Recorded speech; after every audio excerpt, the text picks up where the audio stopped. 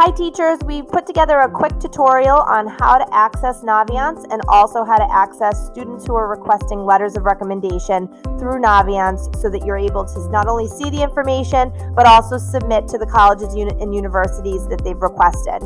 First and foremost, if you don't have your Naviance information or aren't able to recall the password and username, please just connect with someone in guidance and we most certainly can reset it or get you squared away and get you into the account.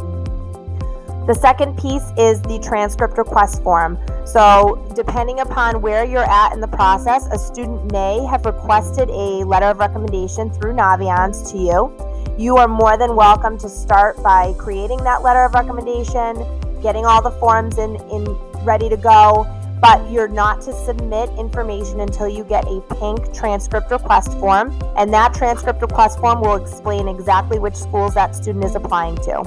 When you log into your Naviance account, you're going to come to this home screen, and as you can see, it's got several different areas. So as you get requests, it's going to show up in this section. You're going to be able to see the ones that you're in progress with, and you're going to see the ones that you've submitted. This will give you just a quick summary of all. If for whatever reason, we do recommend students ask you verbally first, then request them through Naviance. If for whatever reason you're not able to see the request, or you need to just search for a student, up at the top left-hand corner, you're going to select student and then select student roster or student search, whatever's easier for you. And you're going to just look for the individual student that you're looking for. So I'll show you our fake student Harry Potter. So when I scroll down and select Harry Potter, it's going to bring us to this page. So this would be if in fact you've had a student request and you click on their name, this is going to bring you up to their page. If you need to search for them, again, it's going to bring you up to this page. The general information just gives you some overall academic, weighted GPAs, deciles, where they fall in the class. Under the plan section is where you're going to find the brag sheet. So if you select down and look down at the brag sheet, if you click on this, the student's brag sheet will pop up and you'll be able to print that out and use that for your letter of recommendation if you so choose. There's a scores section which will house PSAT, SAT, AP, and ACT scoring. And then there's the eDocs, which is where you're going to, once you've created your letter, whether that be, most of you will create that in Microsoft Word, you're going to go to the eDocs section. So under the eDocs section, as you can see, below is the list of schools that Harry Potter is going to apply to. The goal on your end is to make sure that that list looks like the transcript request sheet once you receive it.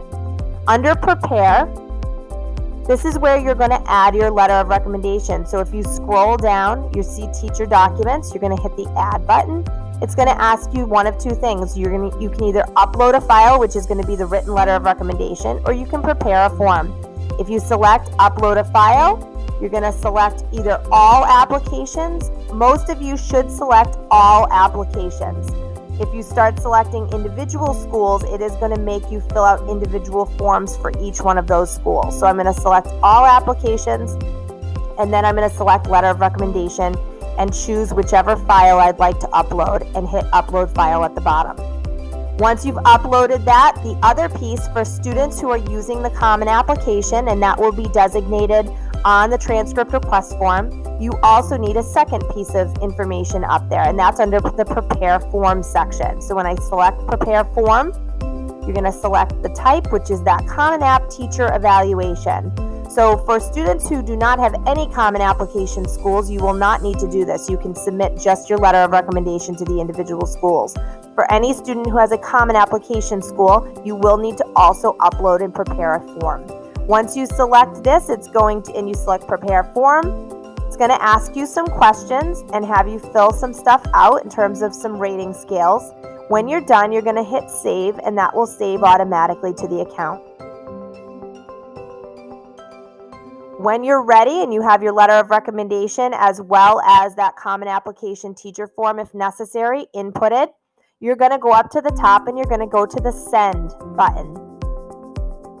Providing the student has done their part, which ideally the guidance counselor will confirm before you get your pink transcript sheet, when you hit send, these schools are going to open up and will allow you to send your information. I'm going to hit expand so I can see specifically.